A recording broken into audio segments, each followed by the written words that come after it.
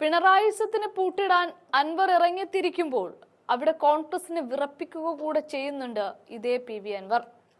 അൻവറിന് പിന്നിൽ കുറച്ചാളുകൾ ഉണ്ട് എന്നതുകൊണ്ട് തന്നെ കോൺഗ്രസിന് പരിധി വിട്ട് അൻവറിനോട് തർക്കിക്കാനോ പിണങ്ങാനോ പറ്റില്ല. ഇവിടെ പിണറായി സർക്കാരിന്റെ ഭാഗമായി ഓട്ടോ ചിഹ്നത്തിൽ സ്വതന്ത്രനായി PV അൻവർ മത്സരിച്ചപ്പോൾ ആര്യാടൻ കുടുംബത്തെ വെട്ടിവീഴ്ത്തുക എന്നതായിരുന്നു ലക്ഷ്യം. പ്രചാരണ ഘട്ടങ്ങളിൽ മുഴുവൻ ആര്യാടൻ ഷൗക്കത്തിനെതിരെയും ആര്യാടൻ മുഹമ്മദിനെതിരെയും ഒക്കെ ആ കുടുംബ പാരമ്പര്യ മഹിമയ്ക്കകത്ത് നിന്നുകൊണ്ട് സ്ഥാനാർത്ഥിയായതിനെ കുറിച്ചൊക്കെ തന്നെയായിരുന്നു അൻവറിന്റെ പ്രചാരണം. ആ ആര്യാടനോടുള്ള ഉച്ചിക്കറിവ് ഇന്നും ഉള്ളിൽ സൂക്ഷിക്കുന്നത് കൊണ്ടാണോ, ഒരു കഥ എഴുത്തുകാരനായ സിനിമാ പ്രവർത്തകനോടുള്ള പരമപുച്ഛമോ അൻവർ ഷൗക്കത്തിന് മുന്നിൽ വാതിൽ കൊട്ടിയടക്കുമ്പോൾ നിലമ്പൂരിൽ കോൺഗ്രസ് സ്ഥാനാർത്ഥി പ്രഖ്യാപനത്തിലേക്ക് ഇതുവരെ കടന്നിട്ടില്ല.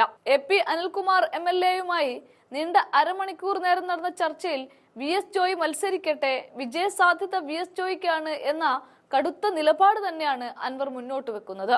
അതേസമയം VS ജോയിയേക്കാൾ മുതിർന്ന രാഷ്ട്രീയക്കാരൻ ഷൗക്കത്താണെന്നിരിക്കെ ഇത്തവണ നിലമ്പൂരിൽ ഷൗക്കത്ത് തന്നെ മത്സരിക്കട്ടെ എന്ന് പറയുന്നവരുണ്ട്. പക്ഷേ വെറുതെ നടന്ന കൂടിക്കാഴ്ച എന്ന് പറയുമ്പോഴും മുന്നണി പ്രവേശനം അടക്കമുള്ള കാര്യങ്ങളിൽ തീരുമാനമെടുക്കാനായിട്ട് പ്രഥമഘട്ട ചർച്ചയാണ് അൻവറുമായി നടന്നത് എന്നാണ് പുറത്തുവരുന്ന റിപ്പോർട്ടുകൾ.